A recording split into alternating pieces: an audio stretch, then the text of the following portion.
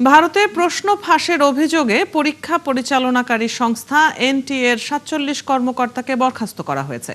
শিক্ষা মন্ত্রণালয়ে বদলি করা হয়েছে ২ সচিবকেও। এদিকে দ্বিতীয় দফা বৈঠকের পরও শিক্ষামন্ত্রীর পদত্যাগের দাবিতে অনড় রয়েছে আন্দোলনকারীরা। বিক্ষোভ ছড়িয়ে পড়েছে শ্রীনগর, কলকাতা ও পুনে শহরেও। শনিবার তৃতীয় দফা আলোচনায় বসার কথা রয়েছে দুপক্ষের। তবে শিক্ষামন্ত্রীর পদত্যাগ ছাড়া আলোচনায় বসা অর্থহীন বলে জানিয়েছে সিজেপি। বিস্তারিত দেওয়ান মুবাশশিরা হোসেনের প্রতিবেদনে। প্রশ্ন ফাঁসের অভিযোগে দিল্লিতে শিক্ষার্থীদের আন্দোলন অব্যাহত থাকায় সরকারের উপর চাপ বেড়েই চলেছে। আর সেই চাপ সামলাতেই এবার বড় প্রশাসনিক পদক্ষেপ নিয়েছে কেন্দ্রীয় সরকার। ন্যাশনাল টেস্টিং এজেন্সি এনটিএ এর ৪৭ কর্মকর্তাকে বরখাস্ত করা হয়েছে। শিক্ষা মন্ত্রণালয়ে বদলি করা হয়েছে ২ সচিবকেও। এদিকে কেন্দ্রের সঙ্গে দ্বিতীয় দফা বৈঠকের পরও শিক্ষামন্ত্রীর পদত্যাগের দাবিতে অনড় রয়েছে আন্দোলনকারী সংগঠন সিজেপি। দাবি পূরণ না হলে দেশজুড়ে আরো বড় আন্দোলনের হুঁশিয়ারি দিয়েছে তারা। এ বিষয়ে শনিবার কেন্দ্র আর সিজেপির তৃতীয় দফা আলোচনায় বসার কথা রয়েছে। তবে শিক্ষামন্ত্রীর পদত্যাগ ছাড়া আলোচনায় বসা অর্থহীন বলে জানিয়েছে সিজেপি। অনেকে ভাবছেন এই আন্দোলনের গতি কমে যাবে আর শিক্ষামন্ত্রীর পদত্যাগের দাবিও একসময় থেমে যাবে, কিন্তু তা হবে না। ভবিষ্যতে যেন এমন ভুল আর না হয়, সে কারণেই আমরা শিক্ষামন্ত্রীর পদত্যাগ দাবি করছি।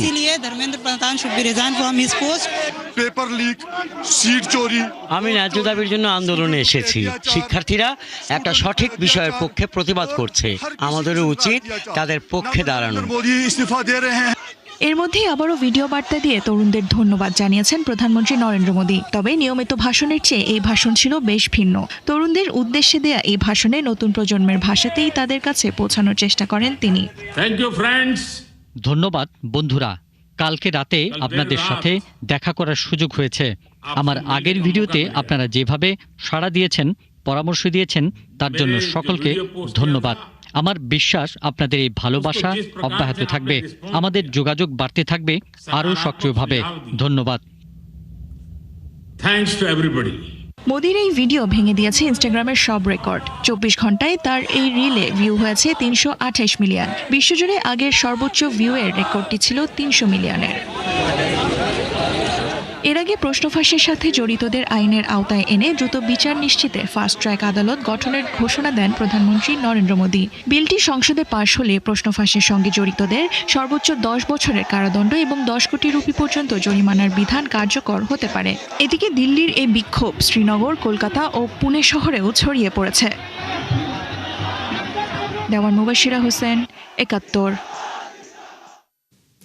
ভারতে মেডিকেলে ভর্তি পরীক্ষায় প্রশ্নপত্র ফাঁসের জেরে নয়াদিল্লিতে শুরু হওয়া আন্দোলনের ঢেউ লেগেছে কলকাতায়। শিক্ষামন্ত্রী ধর্মেন্দ্র প্রধানের পদত্যাগ দাবিতে চলমান আন্দোলনে পুলিশি দমন পীড়নের প্রতিবাদে কলকাতায় বিক্ষোভ হয়েছে। শুক্রবার বিকেলে আয়োজিত এই বিক্ষোভে অংশগ্রহণ করেন ককরোচ জনতা পার্টি সিজেপির স্থানীয় সদস্য সহ নানা শ্রেণী পেশার মানুষ।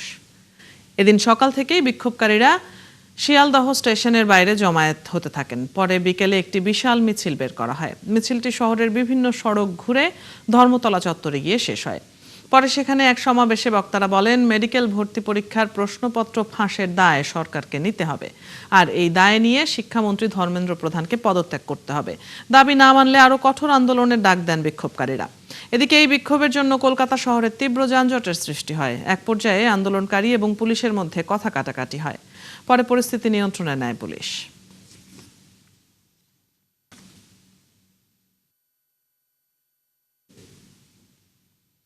গত ৩ দিন ধরে রাজধানী নয়াদিল্লির ঐতিহাসিক যন্তর মন্তরে হাজার হাজার শিক্ষার্থী ও তরুণ সমবেত হয়ে আন্দোলন চালাচ্ছেন। ভারতের রাজধানী দিল্লি ছাড়াও দেশের বাণিজ্যিক রাজধানী মুম্বাই সহ বিভিন্ন অঞ্চলে বিচ্ছিন্নভাবে এই প্রতিবাদ ছড়িয়ে পড়েছে। আর এই পুরো আন্দোলনের কেন্দ্রবিন্দুতে উঠে এসেছেন অভিজিৎ দীপকে। কিন্তু কিভাবে তিনি এই বিক্ষোভের সবচেয়ে গুরুত্বপূর্ণ মুখ হয়ে উঠলেন? সৃষ্টি ঘটকের রিপোর্ট। সামাজিক মাধ্যমের পোস্ট থেকে রাজপথে আন্দোলন গড়ে তুলতে যুক্তরাষ্ট্রে অধ্যয়নরত অভিজিৎ দীপকে গত 6 জুন ভারতে ফেরেন।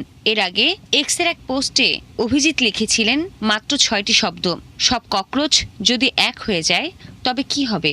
মাত্র 30 বছর বয়সী রাজনৈতিক যোগাযোগ কৌশলবিদ অভিজিৎ দীপকের লেখা এই পোস্টটি এখন 2014 সালে ভারতের প্রধানমন্ত্রী নরেন্দ্র মোদী সরকার ক্ষমতায় আসার পর দেশটিতে গড়ে ওঠা সবচেয়ে বড় রাজপথ আন্দোলনের অন্যতম প্রধান চালিকা শক্তি হয়ে উঠেছে। গত 16 মে দেয়া ওই পোস্টটি মূলত ভারতের সুপ্রিম কোর্টের বিচারপতি সূর্যকান্তের এক মন্তব্যের জবাবে লেখা একটি ব্যঙ্গাত্মক প্রতিক্রিয়া ছিল, যেখানে বিচারপতি দেশের বেকার যুবকদের ককরোচ বা তেলাপোকার সঙ্গে তুলনা করেছিলেন। যদিও পরবর্তীতে বিচারক জানান তার ওই বক্তব্য ভুলভাবে ব্যাখ্যা করা হয়েছে, তবে ততক্ষণে দীপকের পোস্টটি সামাজিক মাধ্যমে ব্যাপক ভাইরাল হয়ে যায়। এরপর দ্রুতই আত্মপ্রকাশ করে ককরোচ জনতা পার্টি সিজেপি নামের একটি ব্যঙ্গাত্মক প্ল্যাটফর্ম, যা উচ্চ বেকারত্ব ও প্রশ্নপত্র ফাঁসের ঘটনায় ক্ষুব্ধ কোটি কোটি ভারতীয় তরুণের প্রধান প্রতিবাদী মঞ্চে পরিণত হয়। দিল্লির যন্তর মন্তরে বিক্ষোভ শুরুর পর, বিশেষ করে গত সোমবার বিক্ষোভকারীদের ওপর পুলিশি দমনাভিযানের পর থেকে অভিজিৎ দীপকে এই আন্দোলনের সবচেয়ে গুরুত্বপূর্ণ মুখ হয়ে উঠেছেন। মঞ্চে দাঁড়িয়ে তিনি শত শত তরুণকে শান্ত থেকে আন্দোলন চালিয়ে যাওয়ার আহ্বান জানিয়ে যাচ্ছেন। ককরোচ জনতা পার্টি সিজেপির বেশ কয়েকজন সংগঠক থাকলেও দীপকেই এখন সবচেয়ে পরিচিত মুখ। বর্তমানে আম আদমি পার্টি আপ সহ একাধিক বিরোধী দল এই আন্দোলনকে সমর্থন জানালেও দীপকে এখন কোনো রাজনৈতিক দলের সঙ্গে যুক্ত নন। 2023 সালে তিনি জনসংযোগ বিষয়ে স্নাতকোত্তর করতে বোস্টনে চলে যান। সামাজিক মাধ্যমে এই আন্দোলন ছড়িয়ে দেওয়ার পেছনে বড় ভূমিকা ছিল দিল্লি ভিত্তিক ইউটিউবার মেঘনাথ এসের। দীপকের পোস্ট দেখার পর তিনি ও তার এক বন্ধু এআই ব্যবহার করে ককরোচ জনতা পার্টির একটি ব্যঙ্গাত্মক ওয়েবসাইট তৈরি করেন। মাত্র কয়েকদিনের মধ্যে প্ল্যাটফর্মটির ইনস্টাগ্রাম ফলোয়ার সংখ্যা 22 মিলিয়নে পৌঁছায়, যা বর্তমানে বেড়ে দাঁড়িয়েছে 25 মিলিয়নে। সৃষ্টি ঘটক, 71। পাকিস্তানের খাইবার পাখতুনখোয়া প্রদেশে আত্মঘাতী হামলায় 15 জন নিহত হয়েছেন। পরে নিরাপত্তা বাহিনীর অভিযানে 12 জঙ্গিও নিহত হয়। শুক্রবার পাকিস্তানের সেনাবাহিনী এক বিবৃতিতে জানায়, টাঙ্ক জেলার একটি চেকপোস্টে বিস্ফোরক বোঝাই একটি গাড়ি ধাক্কা দিলে ভয়াবহ বিস্ফোরণ হয়। এতে সেখানে দায়িত্ব পালনকালে বহু সেনা সদস্যরা নিহত হন। এই হামলার দায় স্বীকার করেছে সশস্ত্র গোষ্ঠী তেহরিকি তালেবান পাকিস্তান।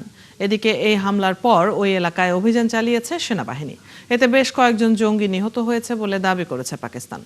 সম্প্রতি পাকিস্তানের উত্তর পশ্চিমাঞ্চলে জঙ্গি তৎপরতা ব্যাপক বেড়েছে।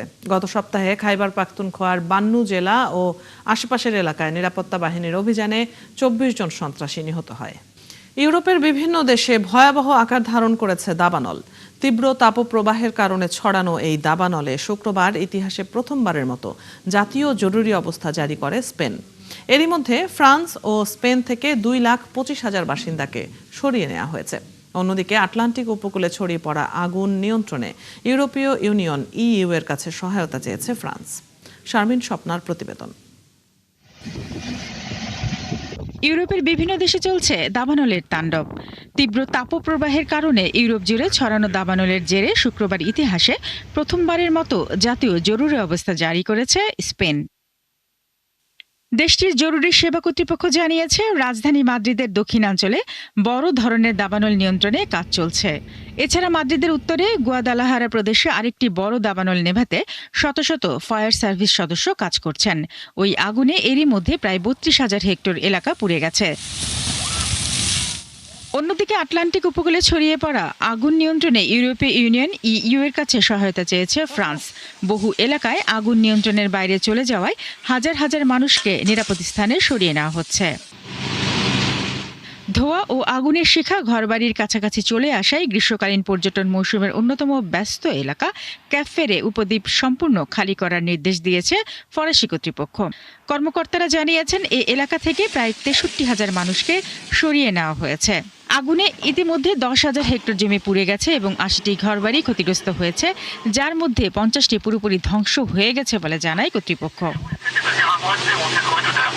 ইতালির সিসিলি দ্বীপেও কয়েকদিন ধরে ভয়াবহ দাবানল চলছে। আগুন নিয়ন্ত্রণে ফায়ার সার্ভিসের প্রায় 6,000 সদস্য, বনরক্ষী ও দুর্যোগ ব্যবস্থাপনা কর্মকর্তারা কাজ করছেন। ইতালি সরকার জানিয়েছে, আগুন নেভানোর কাজে অংশ নিয়ে অসুস্থ হয়ে এক ফায়ার সার্ভিস সদস্যের মৃত্যু হয়েছে।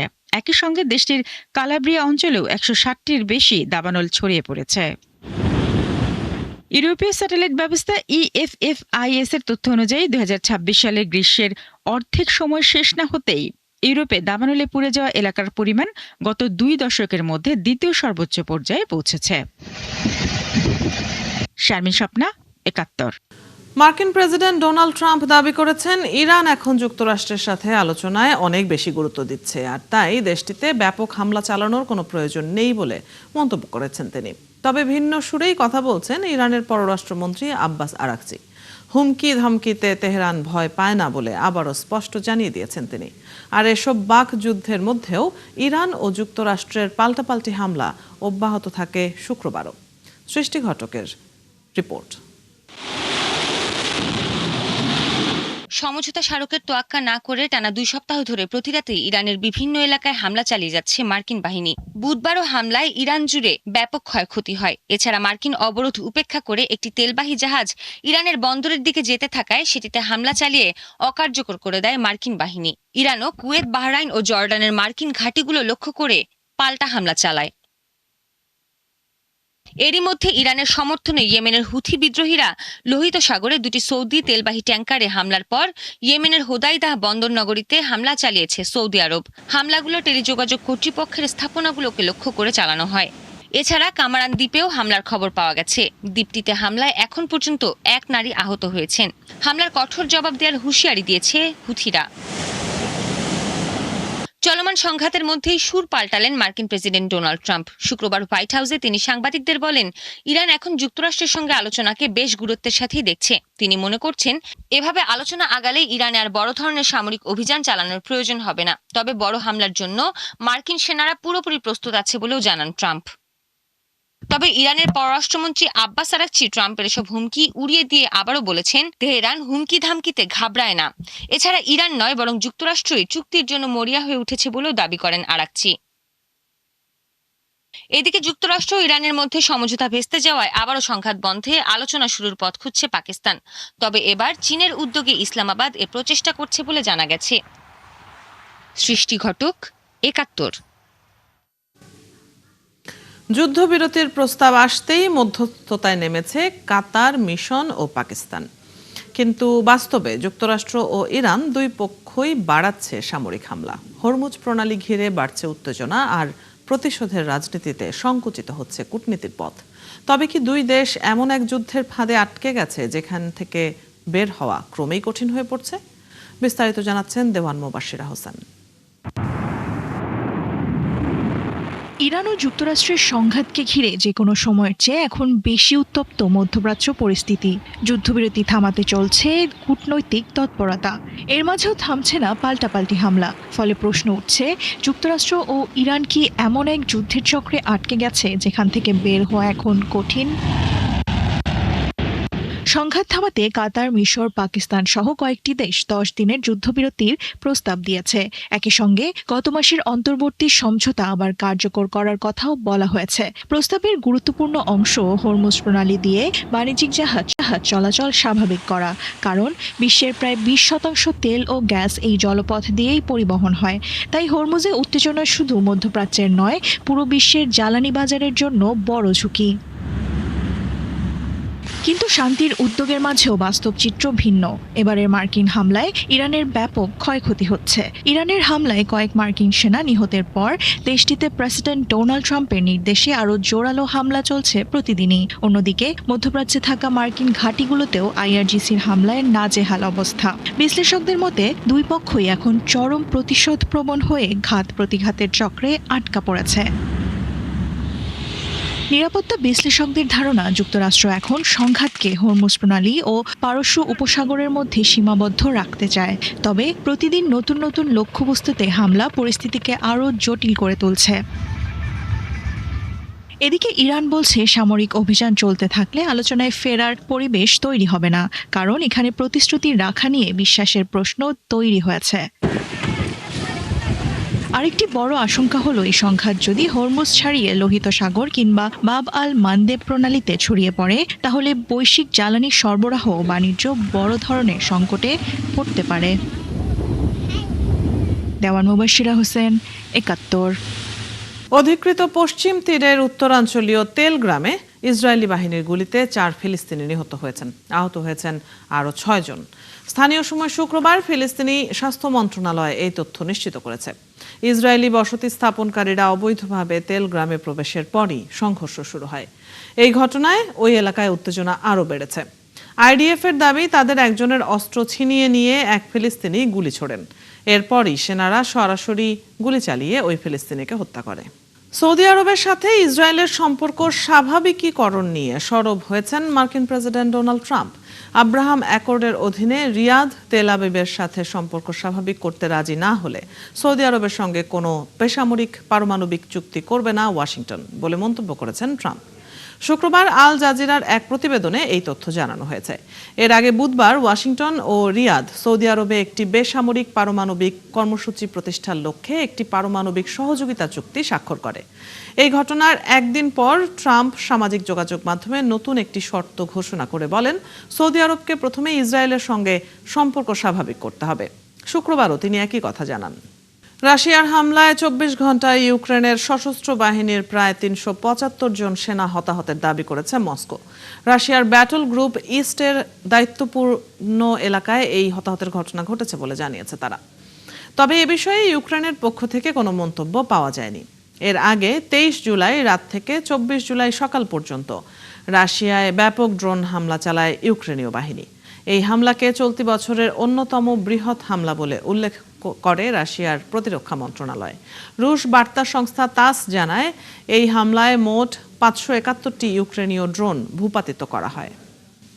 এই ছিল এখনকার আয়োজনে। বিশ্বের আরও নতুন কিছু খবর ও বিশ্লেষণ নিয়ে আগামীকাল সকাল 9:30 আবারও হাজির হবে বিশ্বযোগ। সরাসরি সংবাদ ও অনুষ্ঠান দেখতে চোখ রাখুন ৭১-এর ফেসবুক পেজে এবং সাবস্ক্রাইব করুন ৭১-এর ইউটিউব চ্যানেল। থাকুন ৭১-এর সাথে।